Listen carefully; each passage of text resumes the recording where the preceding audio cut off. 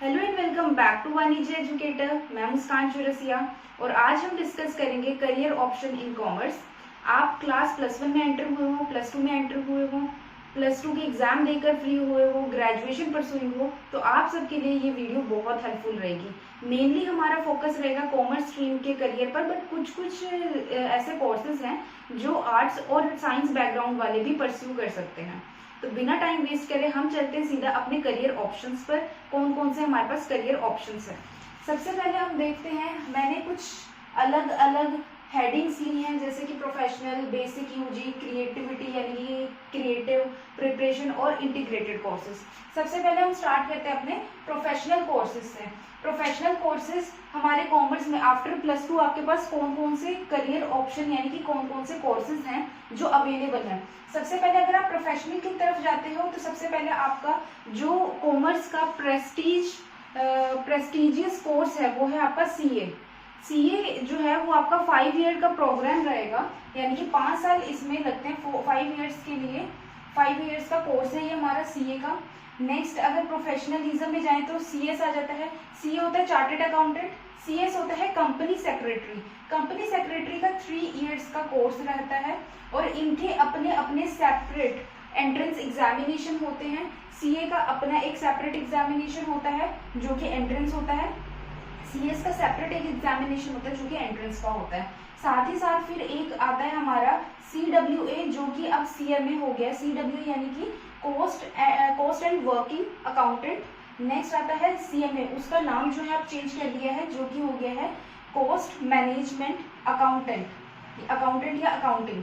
ये भी हमारा 3 इयर्स का जो है कोर्स रहता है, इसका भी अपना एक एंट्रेंस टेस्ट रहता है। प्रोफेशनलिज्म में नेक्स्ट आ जाता है आपका लॉ जो है वो LLB होती है, बट डायरेक्टली आप LLB नहीं कर सकते हो। बट हाँ, अगर आप कॉमर्स बैकग्राउंड से हैं तो आप लॉ भी परस्यू कर सकते हो। आपको इंटीग्रेटेड कोर्स पे जाना पड़ेगा। आप चाहो तो सेपरेट कोर्स भी कर सकते हो, पहले ग्रेजुएशन, फिर उसके बाद आप अपना LLB भी परस्यू कर सकते हो। नेक्स्ट आता है आपका बेसिक और यूजी कोर्सेज। यूजी यानी कि अंडर ग्रेजुएशन कोर्सेज जो कि 3 इयर्स के रहेंगे, यानी कि 3 इयर्स में आपकी एक ग्रेजुएशन कंप्लीट हो जाएगी। सबसे पहले बीकॉम आ जाता है जो बहुत बेसिक है, जो आप सबको पता होगा, बैचलर्स ऑफ कॉमर्स। इसमें भी आगे बहुत सारे वेरिएंट्स हैं। एक ऑनर्स होती है, ऑनर्स की सबसे ज्यादा वैल्यू होती है और स्पेशली दिल्ली यूनिवर्सिटी से अगर आप ऑनर्स करते हो तो उसकी वैल्यू बहुत ज्यादा है। और भी बहुत सारे कॉलेजेस हैं, बहुत सारे यूनिवर्सिटीज हैं जो बीकॉम ऑनर्स करा रही हैं और उसमें जो सब्जेक्ट्स होते हैं वो बहुत रेलेवेंट होते हैं, वो बहुत स्टैंडर्डाइज सब्जेक्ट होते हैं। बीकॉम जर्नल होती है जो नॉर्मली बीकॉम कराई जाती है, और भी बहुत सारे बीकॉम में जैसे कि बहुत सारे आ जाते हैं। एक तो आ जाता है कंप्यूटर का, एक आ जाता है आपका इंश्योरेंस का, एक आ जाती है आपकी फाइनेंस में। बहुत सारी बीकॉम के आगे आगे जो है वेरिएंट्स आ जाते हैं, आप उसमें से कोई भी चूज कर सकते हो, बट जो सबसे ज्यादा वैल्यू है वो है ऑनर्स की बीकॉम में। नेक्स्ट आ जाता है आपका बीबीए। बीबीए में भी आगे बहुत सारे वेरिएंट्स हैं, अलग अलग प्राइवेट यूनिवर्सिटीज, सेंट्रल गवर्नमेंट और सेमी गवर्नमेंट यूनिवर्सिटीज, बहुत सारे अलग अलग वेरिएंट्स लेके आई है बीबीए में जैसे कि फिनटेक इस टाइम बहुत ज्यादा ट्रेंड में चल रहा है। फाइनेंस एंड टेक्नोलॉजी और मतलब सिक्योरिटी मार्केट में आ जाता है, सिक्योरिटी एक्सचेंज में आ जाते हैं। बहुत सारे अलग अलग वेरिएंट्स है बीबीए के, वो आप अपने इंटरेस्ट के बेसिस पे आप अपना कोर्स को परस्यू कर सकते हो। नेक्स्ट आता है बीसीए होता है बैचलर्स ऑफ कंप्यूटर एप्लीकेशन, और बीबीए होता है हमारा बैचलर्स ऑफ बिजनेस एडमिनिस्ट्रेशन। तो बीसीए जो है आप वो भी परस्यू कर सकते हो। अगर आपके पास कंप्यूटर जो है सब्जेक्ट रहा है +1 +2 में तो आप परस्यू कर सकते हो। नेक्स्ट आती है बीए यानी कि bachelors of arts. Bachelor of arts में आप इकोनॉमिक्स परस्यू कर सकते हो, स्टैटिस्टिक्स परस्यू कर सकते हो। ये कॉमर्स को बहुत कॉम्प्लीमेंट करती है, बीए इकोनॉमिक्स और बीए स्टैटिस्टिक्स। बीए स्टैटिस्टिक्स हर यूनिवर्सिटी नहीं कराती, कहीं जगह बीएससी स्टैटिस्टिक्स होती है, बट आप कॉमर्स बैकग्राउंड से हो तो आप परस्यू कर सकते हो। नेक्स्ट आती है आपकी क्रिएटिविटी कोर्सेज यानी कि क्रिएटिव कोर्सेज, जहाँ पे आपको स्किल्स की बहुत ज्यादा जरूरत होती है। लाइक अगर आप बहुत ज्यादा किसी चीज में इंटरेस्टेड है, बहुत आपके स्किल्स हैं, आपको लगता है कि हाँ आप ये क्रिएटिविटी का काम कर सकते हो, तो आपको ये वाले कोर्सेज जरूर ज्वाइन करनी चाहिए। सबसे पहले आ जाता है बीएससी ऑनर्स FD यानी कि fashion designing, BSc honours fashion designing का कोर्स है। फैशन डिजाइनिंग का सिर्फ यही तक कोर्स नहीं है, इससे आगे भी बहुत सारे कोर्सेज हैं। फैशन डिजाइनिंग बहुत वास्ट है, सिर्फ और सिर्फ एक कपड़ों तक में ही, वो क्लोथिंग तक में ही डील नहीं कर रहे हैं, आगे फुटवेयर्स में भी फैशन डिजाइनिंग आ जाती है। फैशन डिजाइनिंग आगे कारपेट्स, इंटीरियर डेकोरेशन में बहुत आगे उसका वास्ट सेक्टर है। वो जो है BSc फैशन डिजाइनिंग आप कर सकते हो ऑनर्स में। BJMC यानी कि bachelors of journalism and mass com, तो ये भी बहुत ज़्यादा ट्रेंड में है टॉपिक, ये भी आप कर सकते हो। इसमें जर्नलिज्म और मास कम्युनिकेशन दोनों चीज़ें इकट्ठे आ जाती हैं। नेक्स्ट आ जाता है, अगर आपको मतलब कुकिंग का शौक है तो आप होटल मैनेजमेंट ज्वाइन कर सकते हैं। B डिजाइनिंग यानी कि बैचलर्स ऑफ डिजाइनिंग, जिसमें आता है विजुअल कम्युनिकेशन। विजुअल कम्युनिकेशन क्या होता है, जैसे आपने देखा होगा बहुत सारे विजुअल इफेक्ट्स आते हैं, बहुत सारे अलग अलग तरीके की आप देखते हो कार्ड्स बन रहे हैं, लोगोस बनते हैं, लोगो डिजाइनिंग का काम होता है, और भी बहुत सारी डिजाइनिंग का काम होता है, लाइक हम टेम्पलेट्स वगैरह बनाते हैं, तो वो सारा का सारा आता है bachelors of designing visual communication में, तो आप वो भी कर सकते हो। डाइटिशियन का कोर्स आप कर सकते हो। डाइटिशियन के कोर्स ये जो है आपको, इसमें आपको डिग्री कोर्स भी मिल जाएगा, आपको इसमें डिप्लोमा कोर्स भी मिल जाएगा। Textile designing, textile designing is a part of fashion designing, fashion designing का पार्ट है टेक्सटाइल डिजाइनिंग, आप उसमें भी कर सकते हो। वेब डिजाइनिंग, वेबसाइट बनाने का काम होता है, वेब डिजाइनिंग बहुत ज़्यादा ट्रेंड में चल रहा है आजकल, और ये कोर्स जो है वो नॉट ओनली इन इंडिया, वो आउटसाइड द इंडिया भी बहुत ज़्यादा डिमांड में है। ये कोर्सेज सारे के सारे आउटसाइड द इंडिया भी बहुत ज़्यादा डिमांड में रहते हैं, मतलब आपको यहाँ की एजुकेशन अगर आपने लिया तो बाहर जाके भी अपना अलग से काम कर सकते हैं। नेक्स्ट आता है फोटोग्राफी।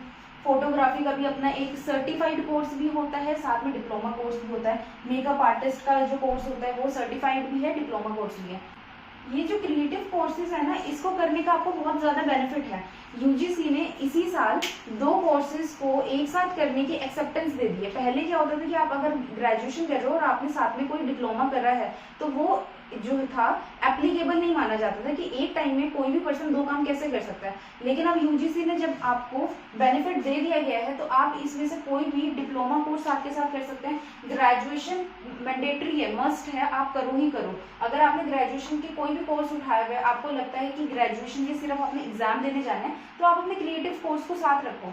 और ये जो क्रिएटिव कोर्स है ये बहुत ज़्यादा लेबर मांगते हैं, यानी कि अगर आपको अपनी स्किल्स को डेवलप करना है तो लेबर की बहुत ज़्यादा ज़रूरत है, यानी कि इन सब पे आपको रेगुलर काम करने की बहुत ज़्यादा ज़रूरत है। कई लोगों के बहुत अच्छे स्किल्स होते हैं, कईयों को पेंटिंग करने का, डिज़ाइनिंग करने का बहुत ज़्यादा शौक होता है, तो वो रेगुलर इन चीज़ों को कर सकते हैं। क्रिएटिव कोर्स में रेगुलर रहें, साथ ही साथ अपनी बेसिक डिग्री ले लें जो कि है आपकी अंडर ग्रेजुएशन की, एग्जाम देने डायरेक्टली जाएं और जिससे कि उनकी ग्रेजुएशन भी हो जाए और उनका एक क्रिएटिव कोर्स भी हो जाए। 3 इयर्स को वो अपने फ्रूटफुली यूज़ कर सकते हैं।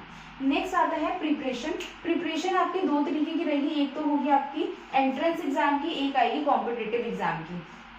प्रिपरेशन जो है अगर आप कर रहे हैं, प्रिपरेशन करने के लिए सबसे पहले तो आपको ये पता होना चाहिए कि आपने करना क्या है। जब आप +2 में हैं आप तभी सोचेंगे कि आपको आप कौन से किस चीज़ की आपको प्रिपरेशन करनी है। आप अपने 5 इयर्स को डिफाइन करके चलें कि आपको 5 साल में क्या करना है। ये नहीं कि आपने सिर्फ 3 साल का एक ग्रेजुएशन कोर्स कर लिया, लेकिन जब आई बात पोस्ट ग्रेजुएशन की तब आप सोच रहे हो, तो उससे बेटर है कि आप पहले से अपनी प्रिपरेशन को लेके चलें। तो प्रिपरेशन में सबसे पहले आ जाता है आपका क्लैट। क्लैट जो है कॉमन लॉ एडमिशन टेस्ट है, यानी कि अब आपको अगर NLUs में NLU यानी कि नेशनल लॉ यूनिवर्सिटी में आपको एडमिशन लेना है तो +2 के आप 10th में जब है ना, अगर आपने तब सोच लिया तो आप 10th से ही अपनी क्लैट की तैयारी स्टार्ट कर दें। और जो आपकी CA है, CS है, CWA है, तो इन सब के लिए प्रोफेशनल कोर्सेज के लिए आप जब +1 में एंटर करें तभी से अपनी प्रिपरेशन स्टार्ट कर दें, क्योंकि ये +2 के बाद एंट्रेंस टेस्ट होता है। 5 इयर्स का जो CA का कोर्स होता है वो +2 के बाद होता है, CS का भी +2 के बाद होता है। आप चाहो तो BCom के बाद भी कर सकते हो, बट आप +2 के बाद एंट्रेंस एग्जाम दो, साथ के साथ आपका हो जाएगा। क्लैट है, क्लैट का भी आप +2 के बाद एग्जाम दे सकते हैं, क्योंकि ये 5 इयर्स इंटीग्रेटेड कोर्स में डील करते हैं। वो ग्रेजुएशन के बाद जो है LLB में एंट्रेंस टेस्ट नहीं लेते हैं, डायरेक्टली इंटीग्रेटेड कोर्स है इनका।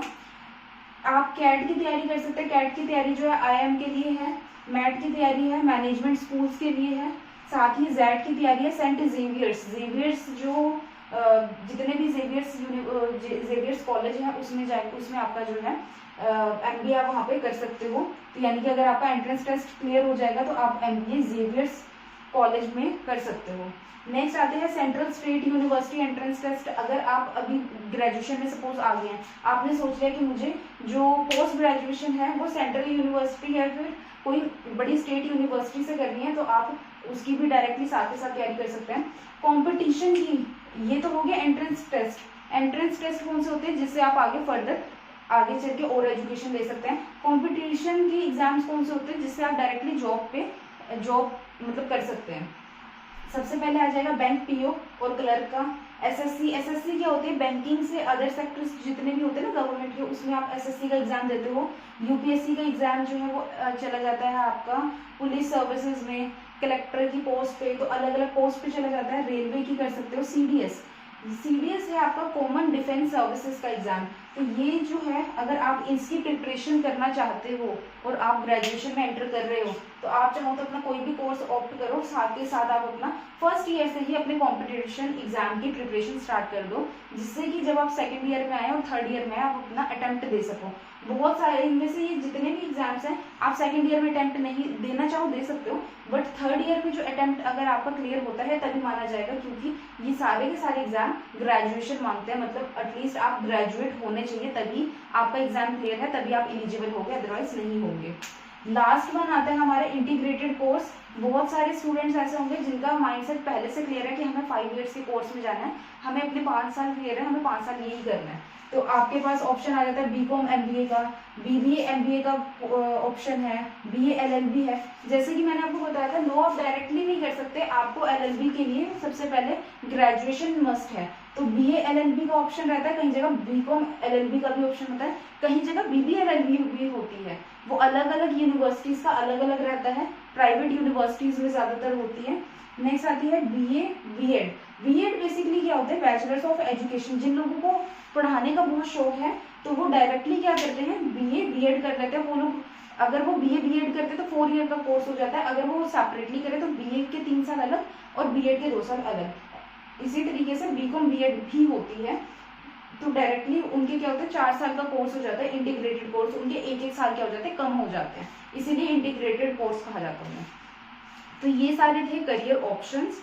आपको अपने स्किल्स को एनालाइज करना है। सबसे पहले आप अगर कोई भी करियर चूज कर रहे हैं तो सबसे पहले आप सारे के सारे करियर्स देखिए कि कौन कौन से करियर्स आपके पास अवेलेबल है। उसके बाद आप अपनी स्किल्स को एनालाइज करिए, तब जाके आप अपने करियर को चूज करिए। अगर आपने अपने आप को एनरोल कर लिया है कि आप ग्रेजुएशन कर रहे हैं, बीकॉम कर रहे हैं, BBA कर रहे हैं, तो आपने सिर्फ एक एकेडमिक कोर्स जो है वो परस्यू करा है, आपने करियर ऑप्शन नहीं चूज किया है। तो आप करियर ऑप्शन की तरफ देखिए। आप एकेडमिक कोर्स तो जरूरी है ही है, साथ में आपको ये भी पता होना चाहिए कि आपका करियर कहाँ जाएगा, करियर क्या आपको चूज करना चाहिए। तो अगर आपको ये वीडियो हेल्पफुल लगी हो तो अपने फ्रेंड्स के साथ ये जरूर शेयर करें, लाइक शेयर और कमेंट भी करें। और अगर आपको हेल्पफुल बहुत ज्यादा लगे और आपको कुछ अच्छा लगे तो साथ में कमेंट करके बताएंगे। And thank you.